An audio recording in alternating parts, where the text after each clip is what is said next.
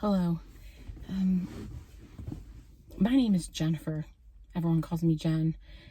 This is the first time I've ever posted anything, and I think I'm going to beg you guys to listen, to anyone who is listening, to continue listening to the end.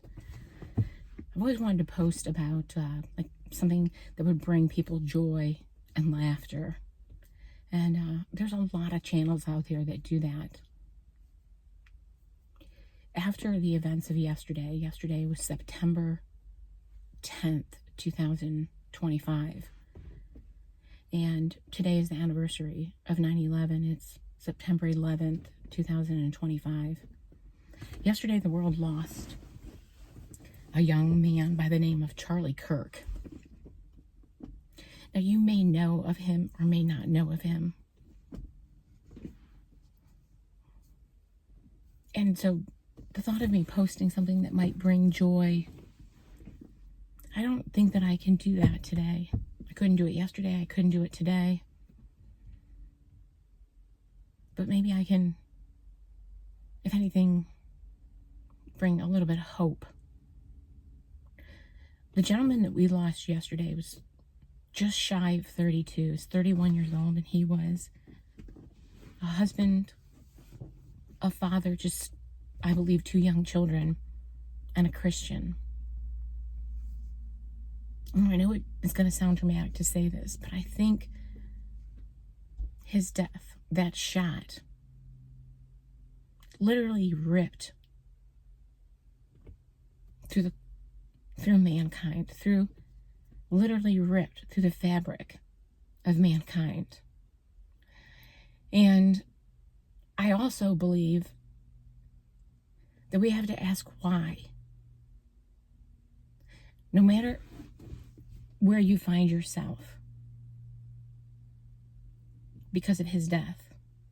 If you were somebody who was rejoicing, if you were somebody who was in deep mourning, if you were an individual who just was saddened that a human being died, was killed, I think we need to ask ourselves why. Why was this young man, this 31-year-old man, shot and killed for what he was doing? If we can leave his theology out of it and his political beliefs, which was core to who he was, he was somebody who wanted people to come together and find common ground. Yes, he was a Christian. Yes, he was Republican. But he was a human being who wanted other human beings to come together and talk, discuss our differences, and find a common ground. If you are in deep mourning, I'm sorry. I'm sorry for his wife, his children, his family, his friends. If you are rejoicing, I'm sorry for you. If this can happen to a man who just wants everyone to sit down, come to the table, and have a discussion, this could happen to anyone who has a differing view, and we all have different views. You know, a house divided will not stand. We've all heard that. What I want to know is, why was it so important? And not the specific individual who fired that gun. But why is it so important that somebody who wants us to come to the table needs to be taken out? Who just wants dialogue? If that can happen to a young 31-year-old man, it could happen to any of us who have differing views. And you talk about a house divided.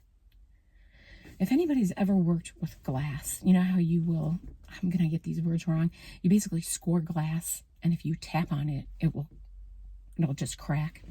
If you work with wood, and you're cutting wood, you support it on both ends, and you make that initial cut. And all it takes is the pressure from both sides to snap that in half. Who is it that wants to snap humanity in half? Who is it that wants to snap the American people apart? If I knew their names, I would name them. I don't. And I think for too long, we have been focused on the government that we see. The government that is a 4-year presidential term. A presidential term that someone is reelected and it's an 8-year term. Someone 4 years and they're gone. Someone who is 4 years, they're gone for 4 years and they're elected again in 4 years. Sadly, I don't think it's those particular individuals. I think it is the individuals who are in government for so long. They don't want us united. They don't want us to be able to come to the table.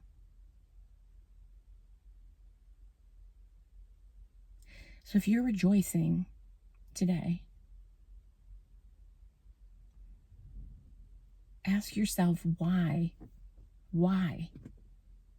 was somebody taken out just because they had differing opinions? Because you too have differing opinions.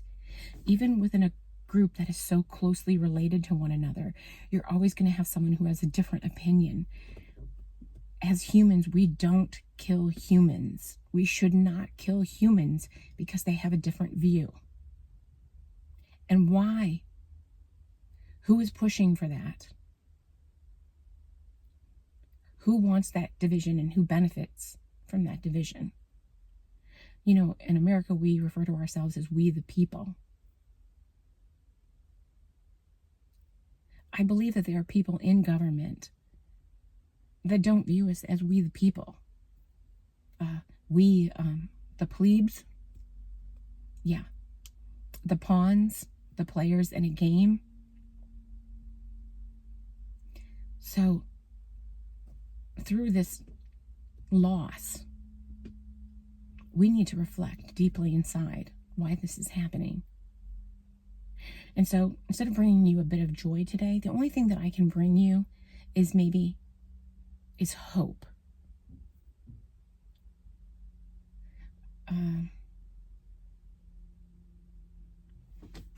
And I'm actually going to read it to you. And it's something as a Christian I should have memorized word for word. Actually, I have a card in my purse that I carry. But your hope is this. You find your hope in John 3:16. For God so loved the world that he gave his one and only Son, that whoever believes in him shall not perish, but have eternal life. I know that Charlie is home with God. I know that. It doesn't make it any less sad. It doesn't. But we need to unite as people, the people in America, because divided we will fall.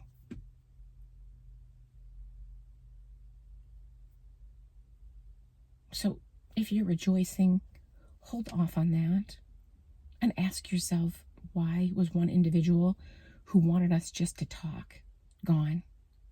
And if you're mourning, I'm mourning with you. And just, let yourself mourn. Let yourself feel that pain. But don't react out of that pain. Start questioning why this was allowed. Not so much on the one individual. I don't think they found out who's done this yet. But, why this was allowed to happen is what I'm saying. But then find hope. And maybe your joy would be knowing that Charlie is now in heaven because he was saved. If you listen to all of this, thank you. And whatever side you fall on, the rejoicing side, the sad that a human was hurt, or the deep mourning, I will pray for all of you.